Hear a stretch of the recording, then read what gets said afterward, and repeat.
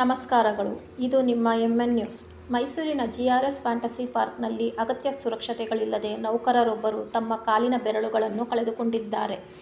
GRS fantasy ಪಾರ್ಕ್ನ ಮನೋರಂಜನೆಯನ್ನು ವೀಕ್ಷಿಸಲು ಸಾರ್ವಜನಿಕರು ತಮ್ಮ ಕುಟುಂಬದವರೊಂದಿಗೆ, ಚಿಕ್ಕ ಮಕ್ಕಳೊಂದಿಗೆ ಬರುತ್ತಾರೆ. ಶಾಲಾ ವಿದ್ಯಾರ್ಥಿಗಳು ಮನೋರಂಜನೆಗಾಗಿ ಬರುವ ಈ ಸ್ಥಳದಲ್ಲಿ ಅಗತ್ಯ ಸುರಕ್ಷತೆ ಇರುವ, ಸೂಕ್ತ ತುರ್ತು ಚಿಕಿತ್ಸೆ ನೀಡುವ, ಕನಿಷ್ಠ ಪ್ರಾಥಮಿಕ ತುರ್ತು ಚಿಕಿತ್ಸೆಯೂ ಇಲ್ಲದಿರುವ ಪ್ರಸಿದ್ಧ ಮನೋರಂಜನಾ ಸ್ಥಳವಾಗಿದೆ. ಇಲ್ಲಿನ ನೌಕರರಿಗೆ ನಡೆದಿರುವ ಅಪಘಾತದಿಂದ ಶಾಶ್ವತ ಅಂಗವೈಕಲ್ಯತೆಯುಂಟಾಗಿದ್ದು, ಇದನ್ನು ಖಂಡಿಸಿ ಮೈಸೂರು ಕನ್ನಡ ರಕ್ಷಣಾ ವೇದಿಕೆಯು ಮೈಸೂರಿನ ಜಿಲ್ಲಾಧಿಕಾರಿಗಳ ಕಚೇರಿಯ ಮುಂದೆ ಪ್ರತಿಭಟನೆಯನ್ನು ಮಾಡಿರುತ್ತಾರೆ.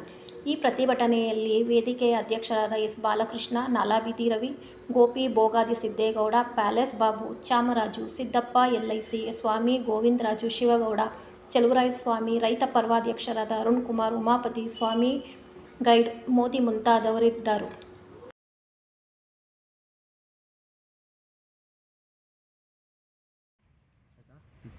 ಇವತ್ತಿನಲ್ಲಿ ನಾವು ಪ್ರತಿಭಟನೆ ಮಾಡಿರೋದು RBI ನೌಕರರು ಮತ್ತು ರೈತ ಸಂಘಟನೆ ಮತ್ತು ಸಾರ್ವಜನಿಕರು ಮತ್ತು RBI ನೌಕರರಿಂದ ಜೊತೆ ಸೇರಿ ನಾವು ಏನು ಅವಿನಾಶ್ ಯಾದವ್ ಅಂತ ಹೇಳಿದ್ದಾರೆ, ಅವ್ರಿಗೆ ಒಂದು ಜುರಾಸಿಕ್ ಪಾರ್ಕ್ ಫ್ಯಾಂಟಸಿ ಪಾರ್ಕು ಅಲ್ಲಿ ಮನೋರಂಜನೆಗೆ ಹೋದಾಗ ಯಾವುದೋ ಒಂದು ಸೈಕಲ್ ಸ್ಟ್ರೋಕಲ್ಲಿ ಕಾಲು ಸಿಗಾಕೊಂಡು ಅವ್ರಿಗೆ ಕಾಲು ಬೆರಳುಗಳು ಮತ್ತು ಪಾದಗಳು ಹೊರಟಾಗಿದೆ.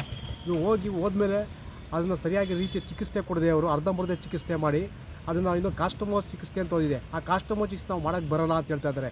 ಅವರು ಬರೀ ಇನ್ಶೂರೆನ್ಸ್ ಕ್ಲೈಮ್ ಮಾಡಿದರೆ 7-8 ಲಕ್ಷ ಖರ್ಚಾಗಿದೆ ಅವ್ರ ಫ್ಯಾಂಟಸಿ ಪಾರ್ಕಿಂದ. ಅಲ್ಲಿ ಆಗ್ತಾರೆ 65 ಲಕ್ಷ, ಬಾಕಿ ನಮಗೂ ಅದಕ್ಕೂ ಸಂಬಂಧ ಇಲ್ಲ ಅಂತ ಹೇಳಿದ್ದಾರೆ. ಅವರು ಪಾಪ ಬೆರಳುಗಳು ಕಳೆದುಕೊಂಡಂಥ ವ್ಯಕ್ತಿ ದೆಹಲಿ ಅಧಿಕಾರಿ. ಆತ ಹೇಳ್ತಾ ಇರೋದೇನು ಅಂದರೆ, ನನಗೆ ಬೆರಳು ಸರಿ ಮಾಡಿಕೊಡು, ನನಗೆ ಕಾಂಪೋಸಿಷನ್ ಕೊಬೇಡ, ಆಸ್ಪತ್ರೆ ಏನು ಖರ್ಚಿದೆ ಅದು ನೀವು ಮಾಡಿಕೊಡು ಅಂತ ಹೇಳಿದ್ರೆ ಅದು 65 ಲಕ್ಷ ರೂಪಾಯಿ ಅಷ್ಟಾಗುತ್ತೆ. ಅದನ್ನು ಇವ್ರು ಬರ್ಸೋಕ್ಕೆ ತಯಾರಾಗಿಲ್ಲ. ಆದ್ದರಿಂದ ಇವ್ರ ಪರವಾಗಿ ನಾವೆಲ್ಲ ಪ್ರತಿಭಟನೆ ಮಾಡಿದ್ದೇವೆ. ನಾವು ಫ್ಯಾಂಟಸಿ ಪಾರ್ಕ್ ಹೇಳೋದು ಇಷ್ಟೇ.